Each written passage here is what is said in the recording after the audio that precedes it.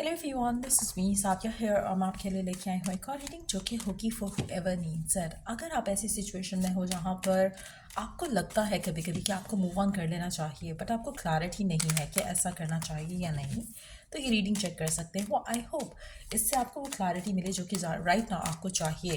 क्या आपको move on कर लेना चाहिए, हाँ या ना, जानेंगे हम इस रीडिंग में। So stay tuned. और रीडिंग शुरू करने से पहले रिमाइंड करवा दूँ कि ये एक जनरल रीडिंग है, सबके साथ मैच कर भी सकती है और नहीं भी। सो जो बातें जो मैसेजेस मैच करते हैं उन मैसेजेस को पिक करो और बाकी सबको छोड़ दो। अगर आप पर्सनल रीडिंग्स चाहते हो पेपॉल से इजी पैसे पेमेंट कर सकते हो, सिर्फ तभी रीच आउट करो ताकि आपका भी टाइम वेस्ट नहीं हो और मेरा भी। सो लेट्स सी कि क्या आपको मूव ऑन कर लेना चाहिए गिवन सर्कमस्टांसेस में, जो भी करंटली सिचुएशन है जिससे आपका दिल करता है कि मूव ऑन करना बेटर है, उस सिचुएशन में देख सकते हो। Let's begin. The Lovers, Wheel of Fortune, King of Cups, Nine of Wands, Ace of Cups, The Fool. और इधर एक we have the Ten of Swords. It's a big yes कि आपको मूव ऑन कर लेना चाहिए।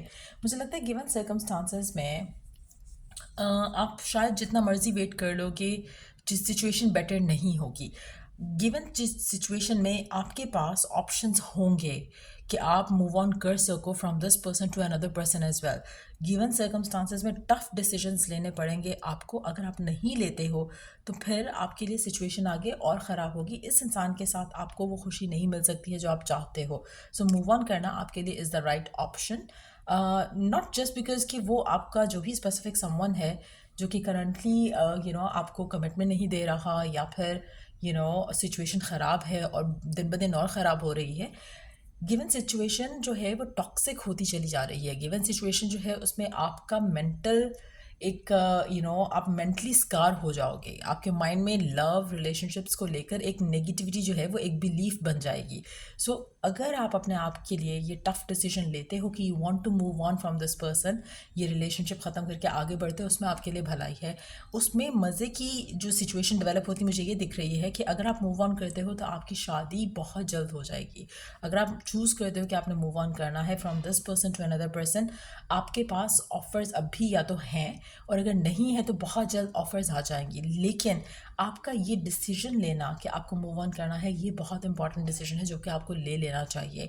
आप में से काफ़ी सारे लोग स्टक हैं इस इंसान के साथ, और इवन दो अगर ये पर्सन आपको हर्ट भी कर रहा है तो भी आप इस इंसान के साथ हो ये सोच के कि you feel connected to this person. So मुझे लगता है कि कहीं ना कहीं अगर आप बैक एंड फोर्थ होते हो अपने माइंड में इस इंसान को लेकर, कभी दिल करता है कि छोड़ दो, कभी सोचते हो कि नहीं कंटिन्यू करो, शायद यही वो पर्सन है।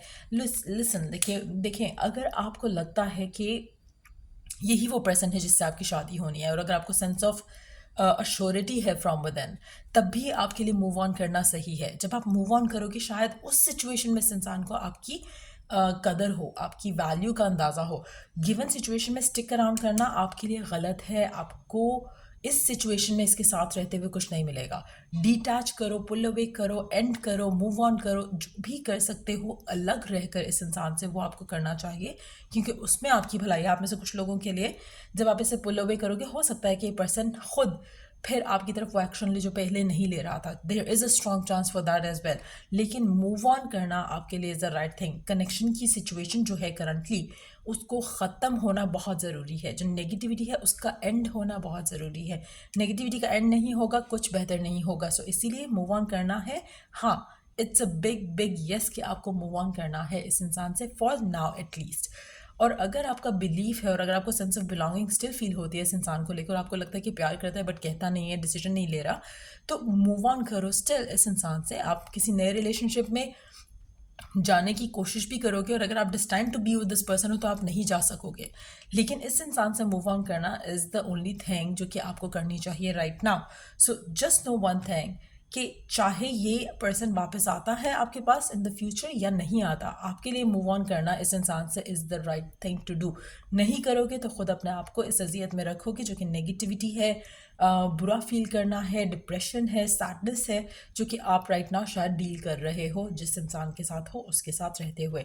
इससे इसको ख़त्म कैसे कर सकते हो? जब तक इट्स मोर लाइक कि अगर आपको एक चीज़ से दर्द हो रही है, वो दर्द होती रहेगी जब तक आप उस चीज़ को, जैसे फॉर इंस्टेंस आपने चाकू पकड़ा हुआ है हाथ में और आपको दर्द हो रही है, जब तक आप चाकू को छोड़ोगे नहीं दर्द ख़त्म नहीं होगी, क्योंकि वो आपको स्लोली बट श्योरली हर्ट कर रहा है. सो जब आप चाकू छोड़ दोगे हाथ से तभी आपकी हीलिंग स्टार्ट हो सकती है, तभी आपकी दर्द ख़त्म हो सकती है.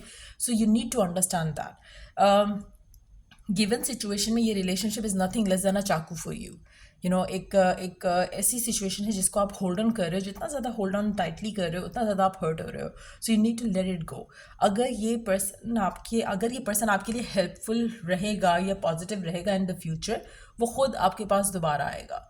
लेकिन गिवन सिचुएशन में स्टिक अराउंड करना इज़ नॉट एन ऑप्शन. नहीं होना चाहिए. लेकिन आप में से कुछ लोग गलती कर रहे हैं जिसकी वजह से आप दिन ब दिन अंदर से टूट रहे हो इस इंसान का वेट करते करते, जो कि आपको नहीं करना चाहिए.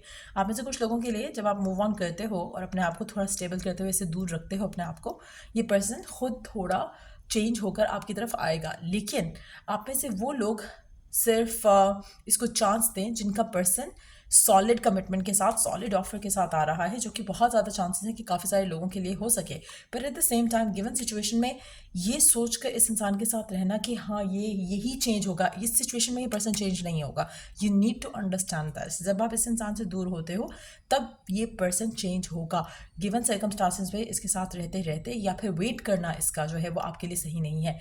मूव ऑन करोगे तो हील होगे तो ये पर्सन वापस आएगा. सो हीलिंग का प्रोसेस तभी होगा जब आप इससे मूव ऑन करोगे. चाहे move on to another relationship करो, चाहे move on from this person completely करो. आप में से कुछ लोग, मुझे लगता है कि ऑलरेडी इतना फेडअप हो चुके हो कि आप इसको शायद सेकेंड चांस देना ही नहीं चाहोगे.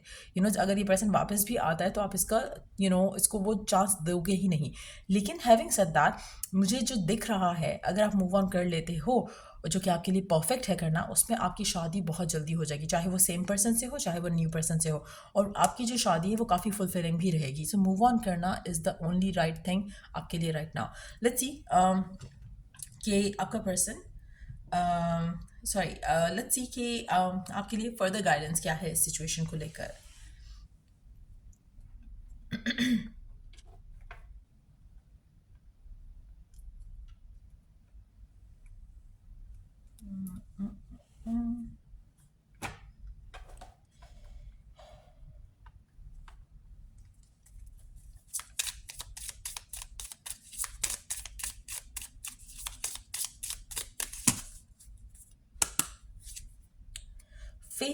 Phases and cycles. There is a beginning within every ending. Illusions are revealed and released. Again, एक अगर चीज़ ख़त्म हो रही है तो यू नीड टू अंडरस्टैंड कि उसके साथ एक नया चैप्टर शुरू होगा आपकी ज़िंदगी में, जो कि बहुत ज़्यादा शायद पॉजिटिव और फुलफिलिंग हो. सो अगर ये एंड हो रहा है तो उसको होने दो. डोंट ट्राई कि ये कनेक्शन रहे. और मुझे लगता है कि आप में से काफ़ी सारे लोग इसीलिए हर्ट हो रहे हो क्योंकि you have been trying to work it out.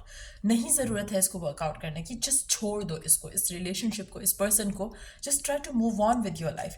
अपने आप को वैल्यू करते हुए स्ट्रेंथन अप करो अपने आप को, स्ट्रांग करो अपने आप को, एंड देन इस एंडिंग को होने दो, क्योंकि उस एंडिंग के साथ ही आपकी ज़िंदगी में एक नया प्योर पॉजिटिव चैप्टर स्टार्ट होगा. ये गंदा फेज़ आपकी ज़िंदगी से ख़त्म होना चाहिए, जो कि वंस इट्स डन उसके बाद आपका जो नया फेज़ होगा वो अच्छा होगा. इट्स मोर लाइक कि आप रात को रोकने की कोशिश कर रहे हो और आप सोचो कि रात रुकी रहे. रात ने रुकना नहीं है. लेट इट एंड, सुबह आने दो. So it's very important right now कि आप अंडरस्टैंड करो कि आप ऐसी चीज़ को रोकने की कोशिश कर रहे हो जो कि it's more like dragging a dead fish. आप एक डेड चीज़ को लेकर आगे बढ़ी जा रहे हो, या आप सोच रहे हो कि ये वर्कआउट हो जाएगा. जब एक चीज़ ख़त्म हो चुकी है, it's not gonna work out. Ultimately आपको लेट गो ही करना है. So just let it go, let it be. So ये थी रीडिंग आप लोगों की. अगर आपको हेल्प किया हो, गाइड किया हो, तो लाइक शेयर सब्सक्राइब जरूर करो. Till I do the next reading आप लोगों के लिए. Take care, bye.